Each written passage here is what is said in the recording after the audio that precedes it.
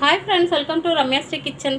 இன்றைக்கி நம்ம கிச்சனில் நல்லா சூப்பராக டேஸ்டியாக ஒரு பொரியல் ரெசிபி, வறுவல் செம்ம டேஸ்ட்டாக இருக்கும். வாங்க என்னன்னு பார்ப்போம். எல்லாம் நம்ம வீடியோக்குள்ளே போகிறதுக்கு நம்ம சேனலுக்கு சப்ஸ்கிரைப் பண்ணுங்கள். சப்ஸ்கிரைப் பண்ணிட்டு பக்கத்தில் இருக்க பெல் பட்டனை ப்ரெஸ் பண்ணுங்கள். வாங்க வீடியோக்குள்ளே போகலாம். நான் வந்து ஸ்டவ்வில் ஒரு பாத்திரத்தில் தண்ணி வச்சுருக்கேன். தண்ணி வந்து நல்ல தண்ணி தான் வச்சுருக்கேன். அதில் கொஞ்சமாக மஞ்சள்தூள் போட்டுக்கலாம். தண்ணி நல்லா கொதிக்குது. இன்றைக்கி சூப்பராக டேஸ்ட்டே நம்ம வாழைக்காய் பொரியல் செய்ய போகிறோம். வாழைக்காய் பொரியல் வருது. வறுவல் இங்கே பாருங்கள், வாழைக்காய் வறுவல் நல்லா வந்து தோலெல்லாம் வயிட்டிட்டு இந்த ஃபீல் பண்ணிவிட்டு சைடில் இருக்க தோலெல்லாம் மேலே இருக்க தோலெல்லாம் ஃபீல் பண்ணிவிட்டு இந்த மாதிரி இந்த சைஸுக்கு இந்த மொத்தத்துக்கு இந்த மாதிரி நான் கட் பண்ணி வச்சுருக்கேன். நல்லா காட்டுறேன் பாருங்கள், தெரியுதுங்களா? இந்த சைஸுக்கு இருக்கணும். ரொம்ப மெல்லிசாக இருக்கக்கூடாது, ரொம்ப மொத்தமாகவும் இருக்கக்கூடாது. இந்த மாதிரி நான் கட் பண்ணி வச்சுருக்கேன். இந்த சைஸ் வாழைக்காவே நான் வாங்கினது கொஞ்சம் சின்னது தான், அதனால் இந்த சைஸுக்கு தான் இருந்தது. அது அப்படியே இந்த பக்கம் அடியும் முனையும் கட் பண்ணிவிட்டு அப்படியே வந்து தோலை வெட்டிட்டு கட் பண்ணி வச்சுருக்கேன். இப்போ நம்ம கொதிக்க வச்ச தண்ணியில் கட் பண்ணிவிட்டு தண்ணியில் போட்டு வச்சுருக்கேன். கழுவிட்டு 2 தண்ணி ஊற்றி கழுவிட்டு 3வது தண்ணி ஊற்றி வச்சுருக்கேன். நம்ம தண்ணி இல்லாமல் வெறும் வாழைக்காய் மட்டும் வச்சோம்னா கருப்பாயிடும், கருத்த மாதிரி ஆகிடும். வாழைக்காய் வந்து கருப்பாயிடும். அதனால் தண்ணியில் போட்டு வச்சுருக்கேன். நம்ம தண்ணி இல்லாமல் வாழைக்காய் மட்டும் எடுத்து இந்த கொதிக்க வச்ச தண்ணியில் போட்டுடலாம். லைட்டாக வேக வச்சு எடுக்க போகிறோம். லைட்டாக இல்லை, ஒரு முக்கால் பதத்துக்கு வேக வைக்க போகிறோம். தண்ணியில் பாயில் பண்ண போகிறோம். ஒரு 1/4 பதத்துக்கு நம்ம தோசைக்கல்லில் வறுக்க போகிறோம். முக்கால் பதத்துக்கு இதில் வேகட்டும். ஏன்னா நம்ம ஃபுல்லாக வந்து தோசைக்கல்லில் வேக வைக்கணுன்னா சாப்பிடும்போது ஒரு மாதிரி நச்சுக்குன்னு இருக்கிற மாதிரி இருக்கும். நீங்கள் இந்த மாதிரி வேக வச்சுட்டு 3/4 பாகம் வேக வச்சுட்டு அப்புறம் தோசை தவாவில் வறுத்து பாருங்களேன், அவ்வளோ சூப்பராக இருக்கும். சாப்பிட்றதுக்கு பல்லு இல்லாதவங்க கூட சாப்பிட்லாம். வயசானவங்க பெரியவங்க எல்லாம் பல்லு இல்லாதவங்க கூட சாப்பிட்லாம். அந்த அளவுக்கு நல்லா மாவாட்டம் இருக்கும். போட்டுட்டு எல்லாத்தையும் உள்ளே தள்ளி விட்டுடலாம். ரொம்ப நேரம்லாம் ஆகாது. வாழைக்காய் வேகிறதுக்கு ரொம்ப நேரம்லாம் ஆகாது, சீக்கிரம் வெந்துடும்.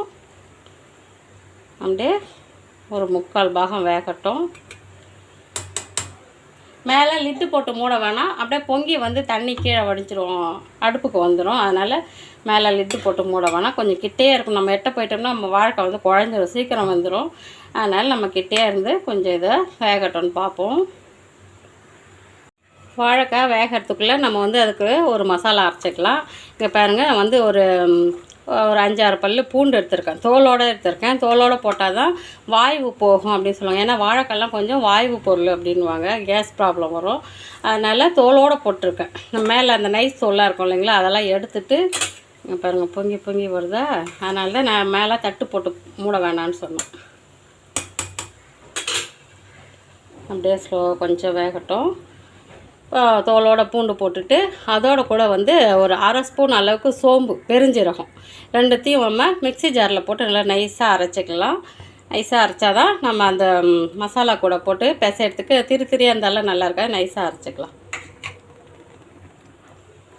பாருங்கள், வாழைக்காய் வந்து ஒரு 3/4 பாகம் நல்லா வெந்துடுச்சு. இப்போ தண்ணி வடிகட்டிட்டு வாழைக்காய் மட்டும் எடுத்துக்கலாம்.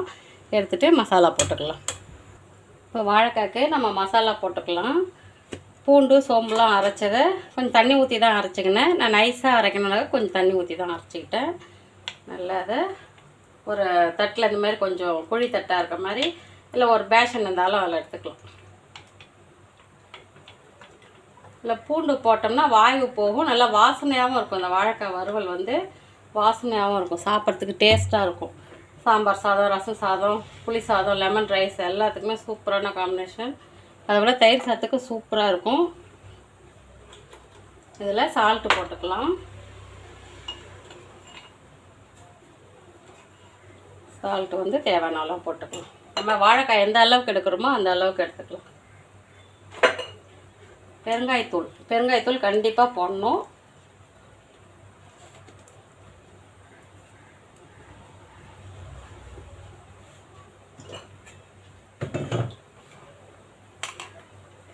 குழம்பு மிளகாத்தூள் போட்டுக்கலாம்.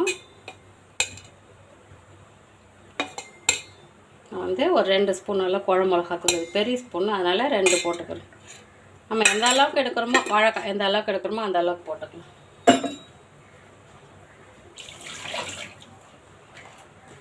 இதுக்கு மஞ்சள் தூள்லாம் தனியாக தேவையில்லை. நான் மிளகாத்தூள்லே வந்து மஞ்சள் போட்டு அரைச்சிருக்கேன். எல்லாத்தையும் ஒன்றா அப்படி மிக்ஸ் பண்ணிடலாம். லைட்டாக தண்ணி தெளிச்சிக்கலாம். ஏன்னா நமக்கு இந்த மசாலா வந்து வாழைக்காயில் ஒட்டணும்.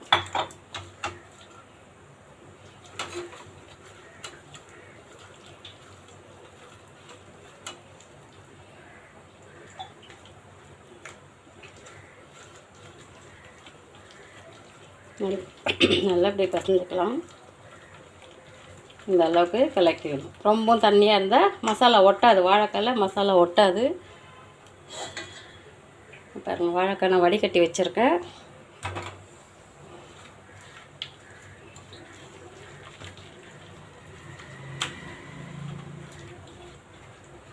இப்போது நம்ம வாழைக்காயில் மசாலா போட்டுக்கலாம். மசாலா வந்து நல்லா வாழைக்காயில் ஒட்டுற மாதிரி போட்டுடலாம். இந்த மாதிரி மசாலா தடவி தடவி ஓரமாக எடுத்து வச்சுக்கலாம்.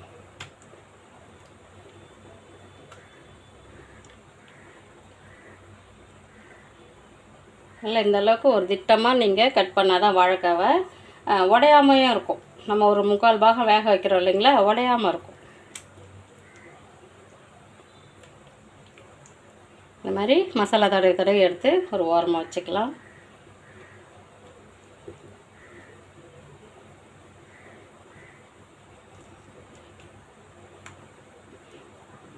எல்லாத்தையும் இந்த மாதிரி மசாலா போட்டு வச்சுட்டு அப்புறம் பார்ப்போம்.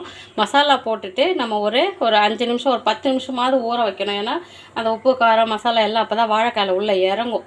அதனால் ஒரு 10 நிமிஷமாவது ஊற வைக்கணும். அப்படியே உங்களுக்கு டைம் இல்லையா, ஒரு 5 நிமிஷம் ஊற வச்சுக்கோங்க. நம்ம காரம் போட்டு மசாலா போட்டு உடனே வறுக்கக்கூடாது.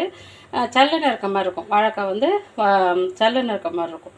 அதனால் ஒரு 5 நிமிஷம், டைம் இல்லை நேரம் இல்லை அப்படின்னா ஒரு 5 நிமிஷமாவது ஊற வைக்கணும். எல்லாத்தையும் மசாலா போட்டுட்டு 5 நிமிஷம் ஊற வச்சுட்டு அப்புறம் பார்ப்போம். பாருங்கள், வாழைக்காய் வந்து நல்லா நான் ஒரு 5 நிமிஷம் ஊற வச்சுட்டு, எனக்கு டைம் அதிகம் இல்லை, அதனால் ஒரு 5 நிமிஷம் தான் ஊற வச்சுருக்கேன். இப்போ நம்ம வறுத்துக்கலாம். நான் ஸ்டவ்வில் வந்து தோசைக்கல் வச்சுருக்கேன். தோசைக்கல்லில் எண்ணெய் ஊற்றிக்கலாம். நல்லா சூடாகிடுச்சு, எண்ணெய் ஊற்றிக்கலாம்.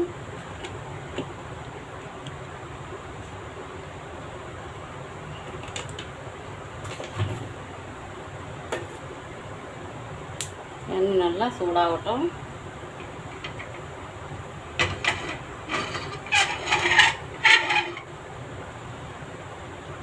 நம்ம மசாலா போட்டு வச்ச வாழைக்காயெல்லாம் ஒன்று ஒன்றா எடுத்து அப்படியே மீன் வறுக்கிற மாதிரி தோசைக்கல்லில் வச்சுக்கலாம்.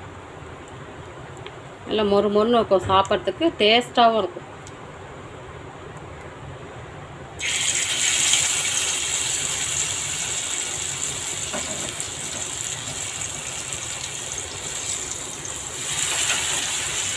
நல்லா கமகமன்னு வாசனை வருது பாருங்கள். நல்லா மசாலா வாசனை. ஒன்றும் அதிக மசாலாலாம் போடல. நம்ம சோம்பு போட்டிருக்கோம். சோம்பு, பெருஞ்சீரகமும் பூண்டும் அரைச்சி போட்டிருக்கோம். இதில் வந்து வெறும் மிளகாத்தூள், உப்பு போட்டு வறுப்பாங்க, பெருங்காயம் போட்டு வறுப்பாங்க. அது ஒரு டேஸ்ட்டு தான். மசாலா வாசனைலாம் இருக்காது, சல்லுன்னு இருக்கும். இந்த மாதிரி வறுத்து சாப்பிட்டு பாருங்களா, செம்ம டேஸ்ட்டாக இருக்கும். இந்த டேஸ்ட்டு சாப்பிட்டு பழகிட்டவங்க இதே மாதிரியே செய்வாங்க. அப்புறம்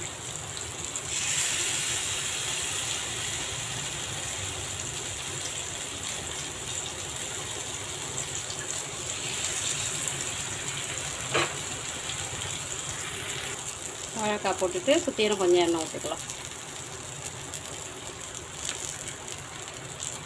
நம்ம வாழைக்காய் போட்டுட்டு உடனே திருப்பி விடக்கூடாது. கொஞ்சம் அப்படியே லைட்டாக வேகட்டணும், விட்டுடணும். அப்புறமா திருப்பி போட்டுக்கணும். உடனே திருப்பி போட்டோம்னா அந்த மசாலாலாம் வந்து தோசைக்கல்லில் அப்படியே ஒட்டிக்கும். அதனால் நம்ம கொஞ்சம் செவட்டுன்னு விட்டுட்டு அப்புறமா திருப்பி போட்டுக்கலாம். அப்படியே வேகட்டும். லைட்டாக வெந்திருக்கு. நம்ம வாழைக்காய் திருப்பி போட்டுடலாம்.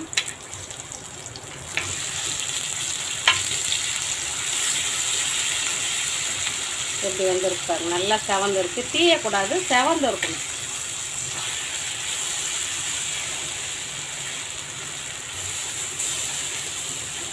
இதில் வந்து ஒரு சின்ன பீஸ் இஞ்சி கூட வைக்கலாம். அதுவும் வந்து இந்த கேஸ் ப்ராப்ளம், இது வாயு ப்ராப்ளத்துக்கு கட்டுப்படுத்தும். இஞ்சி வச்சாலும் அந்த வாயு இருக்காது, வாயு கலையும்னு சொல்லுவாங்க. லைட்டாக எண்ணெய் ஊற்றி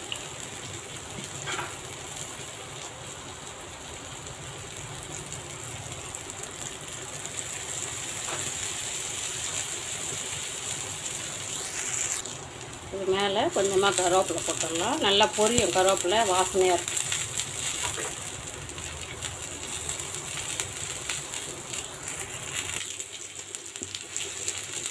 அப்படியே திருப்பி போட்டுடலாம். அந்த பக்கமும் நல்லா செவந்துடுச்சு.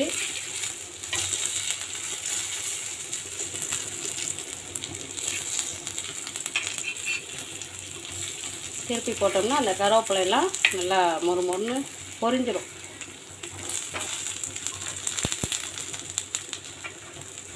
எப்படி இருக்குது பாருங்கள், பார்க்குறதுக்கு மீன் வறுவல் மாதிரியே இருக்குது. வாழைக்காய் செம்ம டேஸ்ட்டாக இருக்கும். அப்படியே லைட்டாக செவர விட்டுட்டு எடுத்துடலாம். சூப்பராக செவந்துடுச்சு வாழைக்காய். எடுத்துடலாம். எடுத்து ஒரு பிளேட்டில் வச்சுக்கலாம்.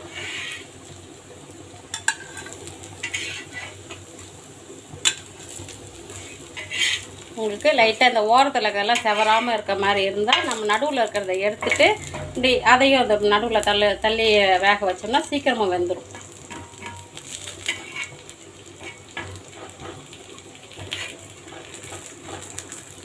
போதும், எடுத்துடலாம்.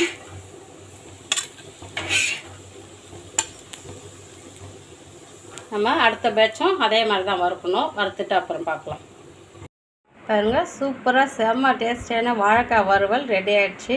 எப்படி இருக்குது பாருங்கள். பார்க்கும்போதே சாப்பிடணும் போலக்கு செம்ம டேஸ்ட்டாக இருக்கும்.